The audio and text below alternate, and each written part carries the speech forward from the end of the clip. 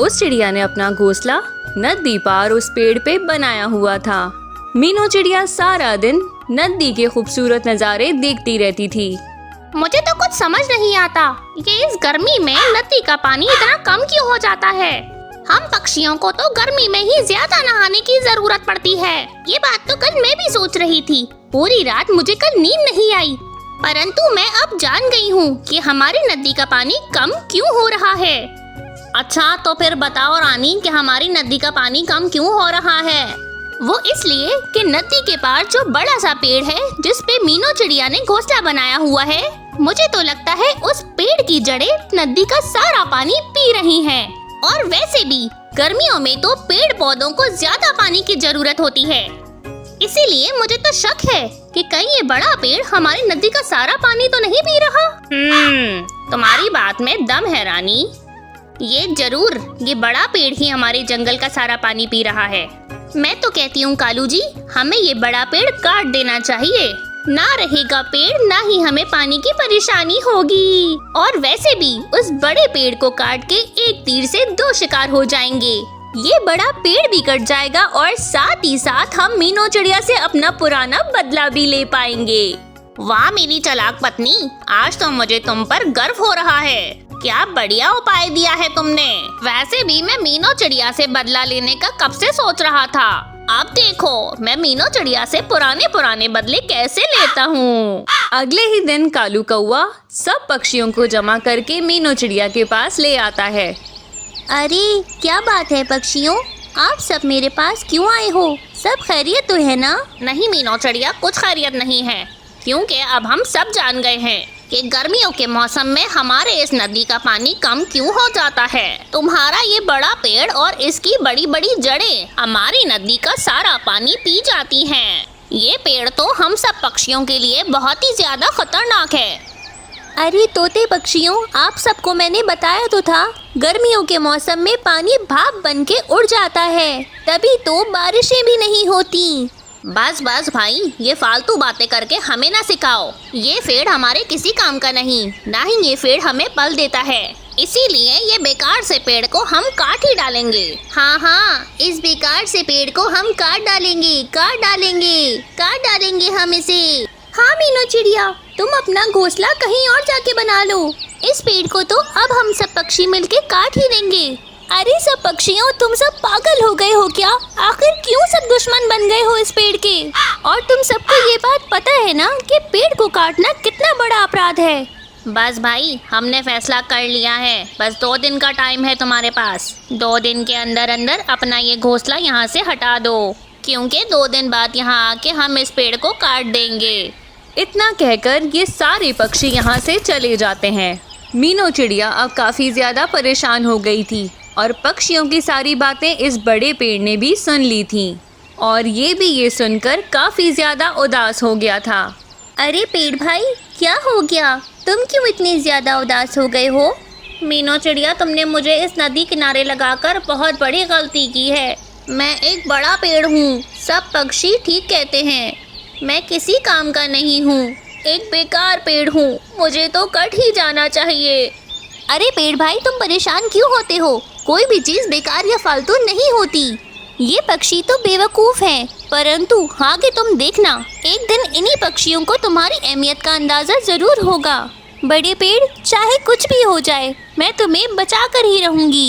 इन जालिम पक्षियों को तुम्हें काटने नहीं दूंगी। वहीं दूसरी तरफ ये सब पक्षी बहुत ज्यादा खुश थे, क्योंकि कल सब पक्षियों की उस बड़े पेड़ से जान छूटने वाली थी।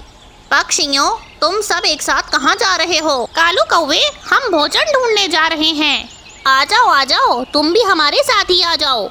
हाँ, मैं भी भोजन ही ढूंढने निकला था। चलो, मैं तुम्हारे साथ ही चलता हूँ। कालू कौवा, तोता और बुलबुल भोजन की तलाश में निकल जाते हैं और ये भोजन ढूंढते ढूंढते एक गुफा की तरफ पहुँच जाते हैं। अरे तोते, वो देखो गुफा। मैंने सुना है गुफा में कोई ना कोई कीमती चीज जरूर होती है। हमें इस गुफा में जाकर जरूर देखना चाहिए। परंतु कालू कौवे, इस गुफा में तो बहुत अंधेरा है और मुझे बहुत ज्यादा डर लगता है। कहीं इस गुफा में कोई जंगली जानवर या कोई खतरा ना हो। अरे तोते, तुम तोते हो के डरते हो? नहीं नहीं, मैं कोई डरता वरता नहीं हूँ। चलो चलो चलो, अब इस गुफा के अंदर चलते हैं। फिर ये तीनों पक्षी इस गुफा के अंदर चले जाते हैं। उन पक्षियों को इस गुफा के अंदर काफी सारा भोजन मिलता है। अरे वाह वाह, इतना सारा भोजन, इतना सारा भोजन, हमारे तो मजे ही लग गए। ये तीनों पक्षी भोजन को देख के वहाँ भोजन खाने लगते हैं। तभी वहाँ पे एक जहरीला सांप आ जाता है। तुम पक्षियों की हिम्मत कैसे हुई कि मेरा भोजन खाओ? अब तुम सब पक्षियों को डांग मिलेगा। वो जहरीला सांप इन तीनों पक्षियों को डस लेता है और ये तीनों पक्षी तड़प तड़प कर मर जाते हैं। हमें बचाओ, हमें बचाओ, कोई जहरीले सांप ने हमें डस लिया है, बचाओ। फिर रानी कौवी भी वहीं से गुजर रही थी और वो ये आवाज़ सुन लेती है और फौरन से उस गुफा के अंदर उन तीनों के पास जाती है। सांप उन तीनों पक्षियों को डसकर वहाँ से चला गया था। तभी उन तीनों पक्षियों के पास रानी कौवी आती है। ये रानी कौवी जैसे तैसे उन तीनों पक्षियों को लेके अपने घर आती है। उल्लू वेद जी जल्दी करें, कालू जी को ठीक कर दें। मेरे कालू जी ठीक तो हो जाएंगे ना? रानी कौवी, इन तीनों को बहुत ही जहरीले सांप ने काटा है। हमारे पास बहुत ही कम समय है, मुझे जल्द से जल्द इनका इलाज करना होगा। हाँ तो उल्लू वेद जी, देर किस बात की, आप जल्दी से इन तीनों का इलाज करना शुरू कर दें। इलाज तो मैं कर दूंगा, परंतु मुझे कुछ पत्ते चाहिए जो इन पक्षियों के जहर को खत्म कर सके। पर उल्लू वेद जी, ये पत्ते कहाँ से मिलेंगे, आप मुझे बताएं। ये पत्ते जहाँ कहीं भी होंगे मैं इन्हें ले आऊंगी।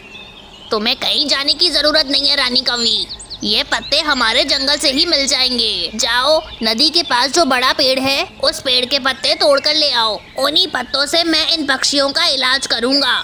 हाय रे, वो पेड़ तो आज कबूतर काटने वाला है, मुझे जल्दी से उस कबूतर को रोकना होगा। ऐसा सोचकर रानी कौवी भागी भागी उस बड़े पेड़ के पास जाती है। रुक जाओ कबूतर, इस बड़े पेड़ को मत काटो, ये बड़ा पेड़ हमारे बहुत काम का है। क्या मतलब है रानी कौवी, मैं कुछ समझा नहीं। कबूतर भाई, कालू कौवे को, बुलबुल के और तोते को एक जहरीले सांप ने काट लिया है और अब उनके इलाज के लिए वेद जी ने मुझे इस बड़े पेड़ के पत्ते लाने को कहा है। पेड़ भाई, हमें माफ कर दें, हमने आपको काटने की कोशिश की, हमने आपका दिल दुखाया। हमें अब आपकी अहमियत का अंदाजा हो गया है। अगर आपने अपने पत्ते ना दिए तो ये तीनों पक्षी मर जाएंगे। देखा बड़े पेड़, मैंने तुम्हें कहा था ना कि एक दिन इन सब पक्षियों को तुम्हारी अहमियत का अंदाजा जरूर होगा। मीनू चिड़िया, तुमने बिल्कुल ठीक कहा था और मैं आज बहुत ज्यादा खुश हूँ कि इन पक्षियों को मेरी अहमियत का अंदाजा हो गया है।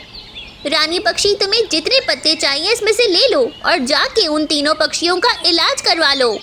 रानी कौवी उस पेड़ के पत्ते तोड़कर उल्लू वेद जी के पास ले जाती है। कुछ ही घंटों में उन तीनों पक्षियों का जहर बिल्कुल खत्म हो जाता है और ये तीनों पक्षी बिल्कुल ठीक हो जाते हैं और इस तरह उन सब पक्षियों को उस बड़े पेड़ की अहमियत का अंदाजा हो गया था और सब पक्षी खुशी खुशी उस बड़े पेड़ के साथ रहते थे। अगर आपको हमारी कहानी अच्छी लगी है तो कहानी को लाइक और चैनल को सब्सक्राइब कीजिए। धन्यवाद।